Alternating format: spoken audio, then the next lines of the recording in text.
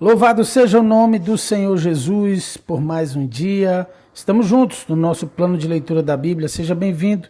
Estamos lendo a Bíblia em um ano e é uma alegria estar junto com você nessa jornada. Estamos passando por 1 Reis. Já anote os capítulos de hoje, do dia 1 Reis 15 e 16 e 2 Coríntios capítulo 8. Anote aí. Já pegou sua Bíblia? Pegue a Bíblia, junte o familiar para perto, filho, o parente, ou se você está dirigindo, onde você estiver com o seu fone. Vamos juntos, abre o teu coração. Se você é novo no canal, o nosso lembrete, clica aí no botão inscreva-se, aperta o sino de todas. Você é inscrito no canal, você receberá as notificações, será avisado, ok? Vamos nós, gente, vamos a 1 Reis capítulo 15, verso 1, e a palavra diz o seguinte: no 18º ano do reinado de Jeroboão, filho de Nebate, Abias começou a reinar em Judá. Reinou por 3 anos em Jerusalém. Sua mãe se chamava Maaca e era neta de Absalão. Cometeu os mesmos pecados que seu pai e não foi inteiramente fiel ao Senhor, seu Deus, como seu antepassado Davi. Mas por causa de Davi, o Senhor, seu Deus, permitiu que seus descendentes continuassem a brilhar como uma lâmpada em Jerusalém, e deu a Abias um filho para reinar depois dele. Pois Davi tinha feito o que era certo aos olhos do Senhor, e obedecido aos seus mandamentos durante toda a vida, exceto no caso de Urias, o hitita. Durante todo o reinado de Abias, houve guerra entre Abias e Jeroboão. Os demais acontecimentos do reinado de Abias e tudo o que ele fez estão registrados no livro da história dos reis de Judá. Houve guerra constante entre Abias e Jeroboão. Quando Abias morreu e se reuniu a seus antepassados, foi sepultado na cidade de Davi. Seu filho Asa foi seu sucessor. No 20º ano do reinado de Jeroboão em Israel, Asa começou a reinar em Judá. Reinou em Jerusalém por 41 anos. Sua avó se chamava Maaca e era neta de Absalão. Asa fez o que era certo aos olhos do Senhor, como seu antepassado Davi. Expulsou da terra os prostitutos cultuais e removeu todos os ídolos que seus antepassados haviam feito. Chegou a depor sua avó, Maaca, da posição de rainha-mãe, pois ela havia feito um poste obsceno para a deusa Azerá. Derrubou esse poste obsceno e o queimou no vale de Cedron. Embora os santuários idólatras não tivessem sido removidos, o coração de Asa permaneceu inteiramente fiel ao Senhor durante toda a sua vida. Ele trouxe para o templo do Senhor a prata, o ouro e os diversos utensílios que ele e seu pai haviam consagrado. Houve guerra constante entre Asa e Baasa, rei de Israel.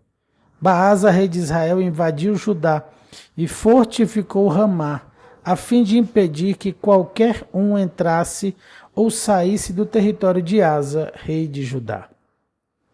Em resposta, Asa juntou toda a prata e todo o ouro que restavam na tesouraria do templo do Senhor e no palácio real. Enviou alguns de seus oficiais a Ben-Hadad, rei da Síria, que governava em Damasco, filho de Tabrimon e neto de Ezion, com a prata e o ouro e a seguinte mensagem: façamos um acordo, você e eu, como aquele que houve entre seu pai e o meu. Envie um presente de prata e ouro. Rompa seu acordo com Baasa, rei de Israel, para que ele me deixe em paz. Ben-Hadad aceitou a proposta do rei Asa e enviou os comandantes de seu exército para atacarem as cidades de Israel. Eles conquistaram Ijon, Dan, Abel-Bet-Maaca e todo o Quirenete, bem como a terra de Naftali. Quando Baasa, rei de Israel, soube do que havia acontecido, abandonou seu projeto de fortificar Ramá e permaneceu em Tisa.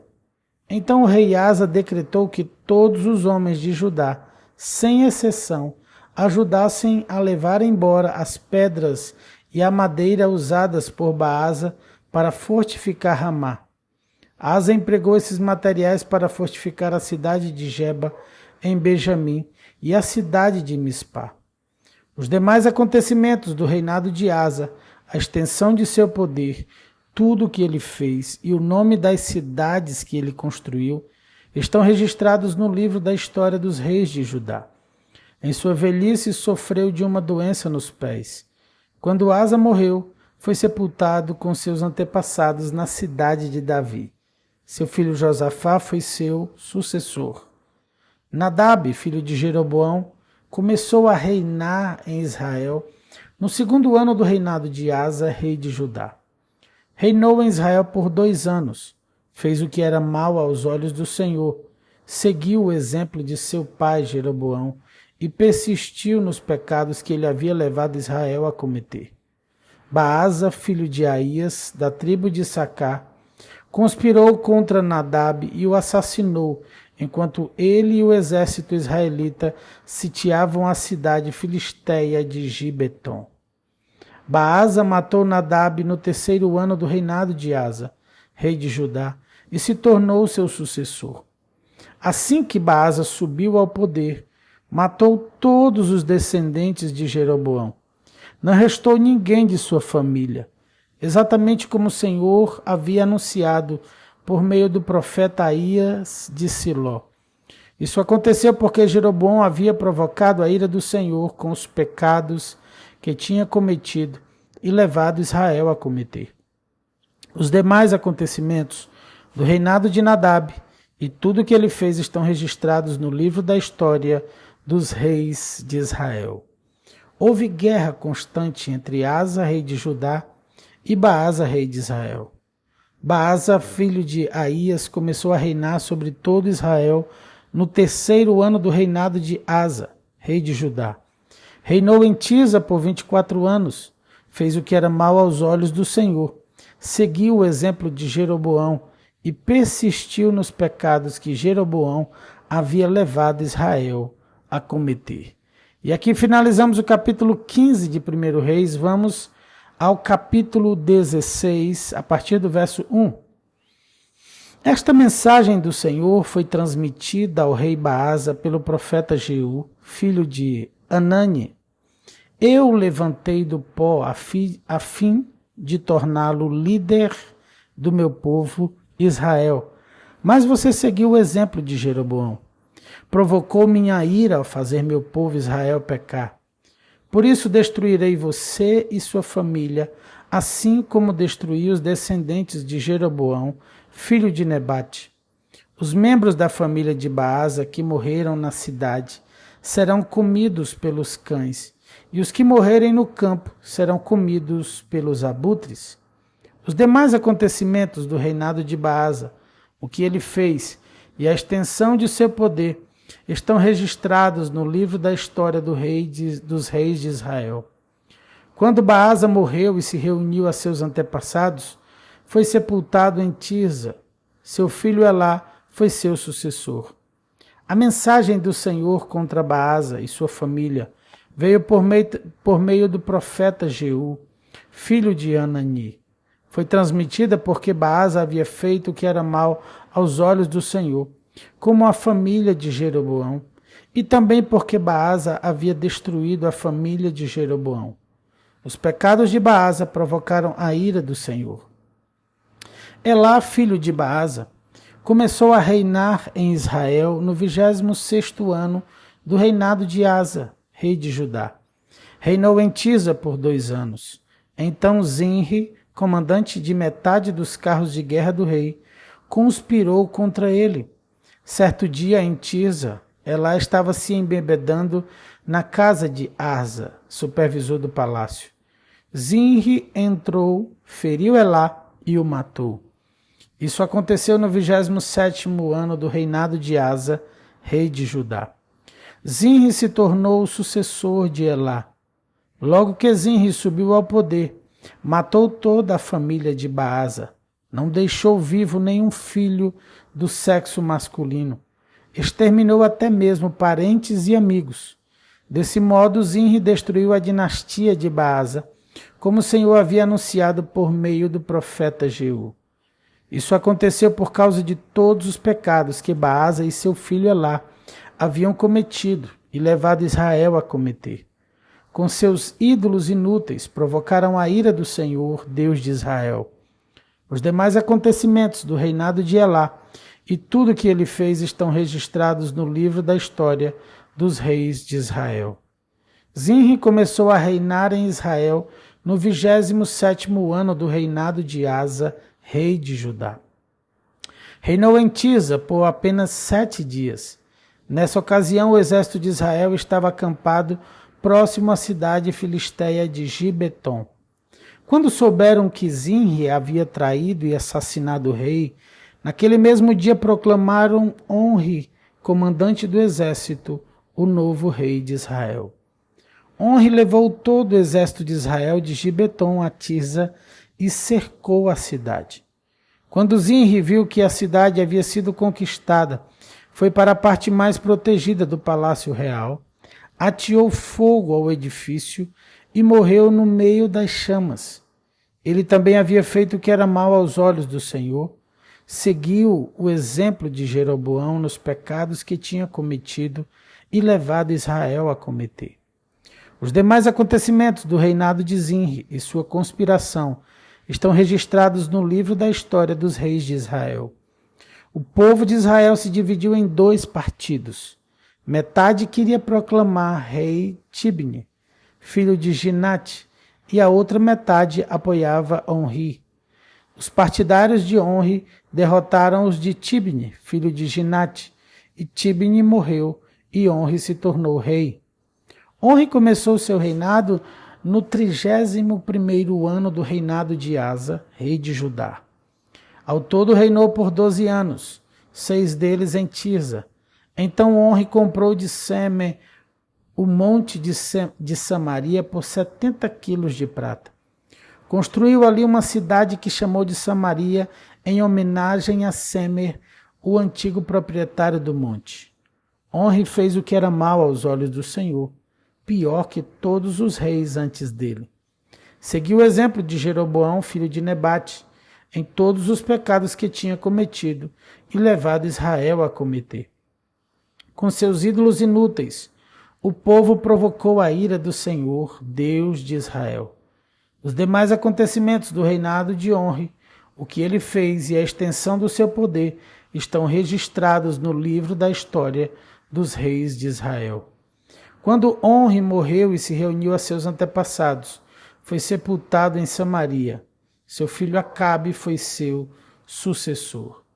Acabe, filho de Onri, começou a reinar em Israel no 38º ano do reinado de Asa, rei de Judá. Reinou em Samaria por 22 anos. Acabe, filho de Onri, fez o que era mal aos olhos do Senhor, pior que todos os reis antes dele. E como se não bastasse seguir o exemplo pecaminoso de Jeroboão, casou-se com Jezabel, filha de Etbaal, rei dos Sidônios, e começou a se prostrar diante de Baal e adorá-lo. Primeiro Acabe construiu um templo e um altar para Baal em Samaria. Depois levantou um poste para Deus Azerá. Fez mais coisas para provocar a ira do Senhor, Deus de Israel, que todos os reis de Israel antes dele. Durante o reinado de Acabe, Riel, um homem de Betel, reconstruiu Jericó. Quando lançou os alicerces, morreu seu filho mais velho, Abirão.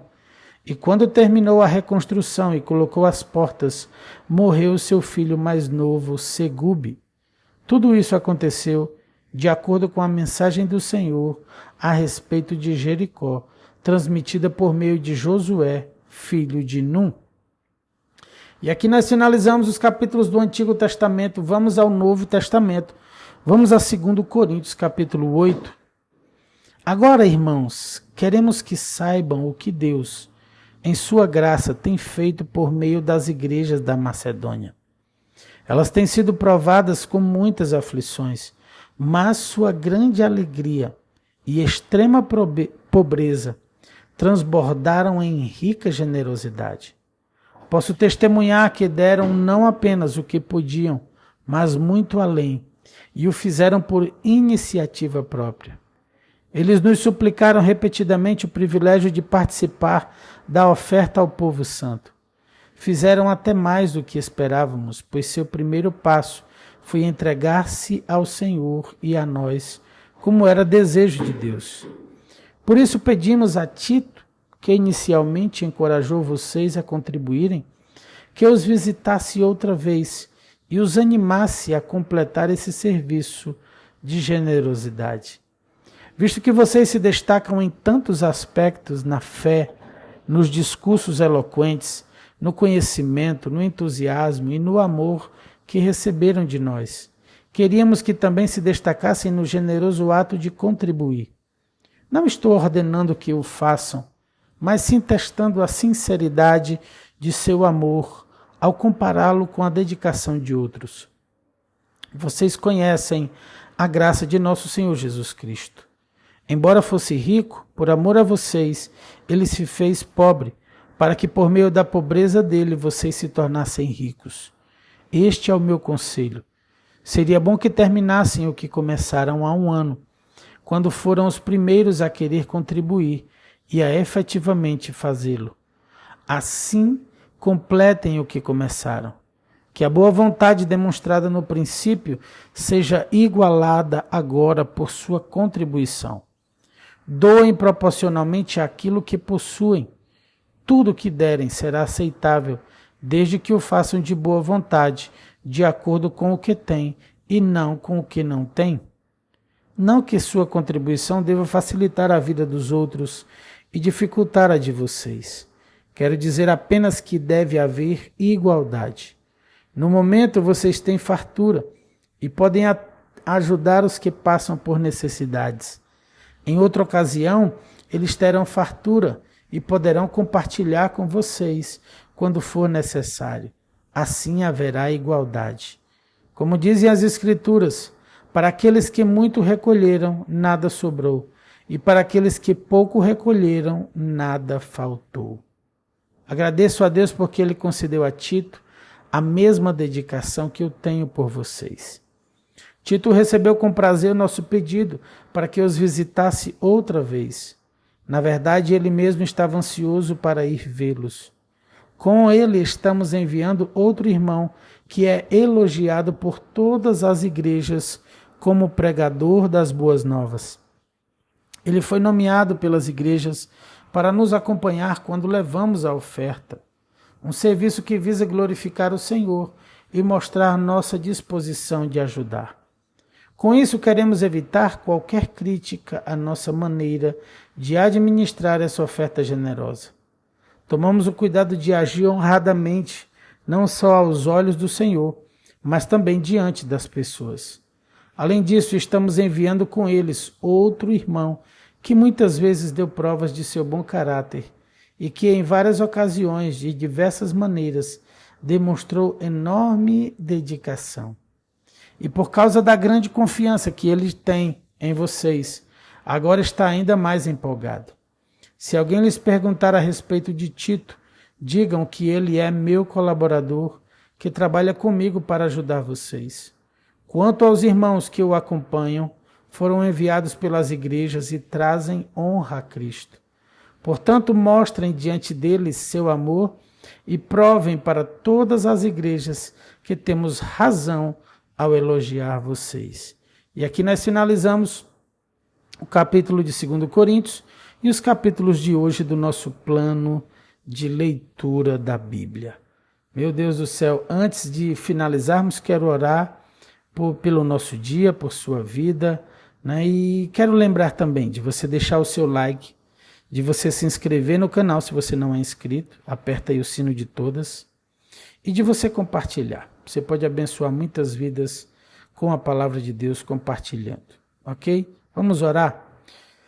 Pai, Tua palavra, Senhor, alimenta o nosso espírito, a nossa alma, Senhor. Tua palavra nos traz luz ao nosso caminhar. Tua palavra, Senhor, é a direção que nós precisamos. Nós temos um dia todo pela frente. Sempre iniciamos aqui com a tua palavra. E nós queremos, Senhor, te louvar. Nós queremos, Senhor, te engrandecer. Nós queremos declarar, Senhor, Deus, o teu poder, a tua grandeza, o teu amor, a tua graça, Senhor. Muito obrigado. Eu quero abençoar o dia dos meus irmãos. Quero declarar sobre o nosso dia, Senhor, que a tua presença, Senhor, venha, Deus, fazer toda a diferença. Venha abençoar os teus filhos. Tua presença nos lares trazendo paz. Tua presença, Senhor, no trabalho trazendo prosperidade. Tua presença, Senhor, nos nossos corações trazendo saúde, saúde emocional, saúde física, saúde espiritual. Deus, vem sobre a nossa vida nesse dia. Tu és o primeiro e o último. Nós consagramos a Ti tudo o que faremos nesse dia e oramos em nome do Senhor Jesus. E você que está aí do outro lado, se você crê comigo, diz aí amém e amém e glória a Deus e aleluia. Beijo no seu coração, meu irmão, alegria poder te encontrar. Fica na graça e na paz do Senhor Jesus. Tchau, tchau.